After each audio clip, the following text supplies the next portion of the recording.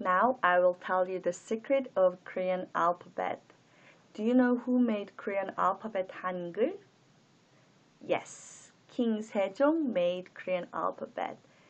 And the Korean, like a one letter, is combination of consonant and vowel, or consonant, vowel, and the consonant.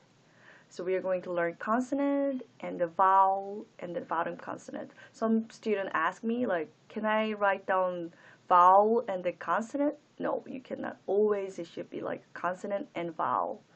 And now you can see here, and all the consonants are actually modeled on the like vocal organs. So like when you make this first like consonant, like g sound, your tongue will shape like g, like this shape. It's interesting, right? And some scientists says that the like Korean is one of the most like scientific languages. Yep. And we have 14 different consonants and 5 double consonants. Double means like this kind of double consonants. And let's check the vowel. The vowel is like a human being and sun and then ground.